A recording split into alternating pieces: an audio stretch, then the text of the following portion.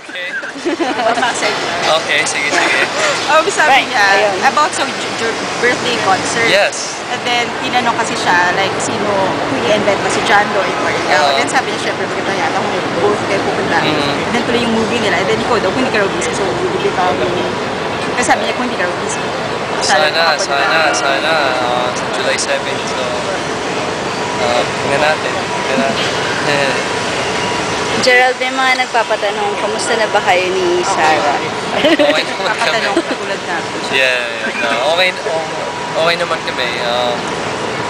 We're on a good friendship level namin. Sobrang malalim na. Marami na rin ako alam ko sa kanya. Ganun din siya, vice versa siya sa akin. So, yeah. Lalo na ngayon, alam ko natin na sobrang busy si Sarah. Kasi ngayon may concert siya na 2 days pa. So, bihira na po yung oras na pwede kami magkita or pwede kami magsama or mag-usap. So, I'm just really happy sa development ng friendship namin at kung paano ko siya nakilala. Sobrang pa ako natutuwa sa pamilya niya kasi sa mami niya at sa daddy niya kasi binigyan po nila ako ng pagkakataon para mas makilala siya and I'm very thankful for that.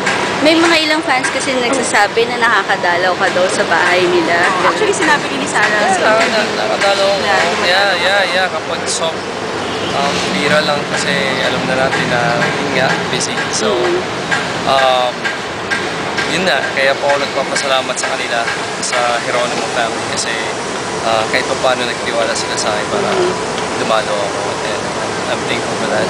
Pero ba't can you see na paano mas open na si Sarah ngayon about, yun nga, talking about, bumibisita ka sa house, and yung relationship it's about time na siguro, di ba?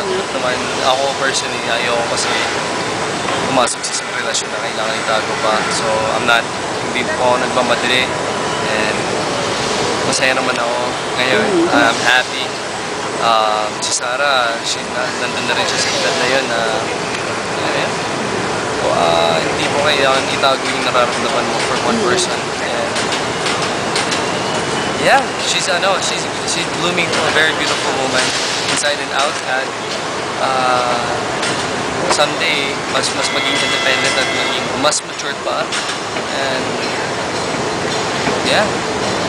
So, are we expecting you sa concert? Or? Secret! Tingnan po natin. Okay. Baka may surpresa, baka may tingnan natin. Thank you.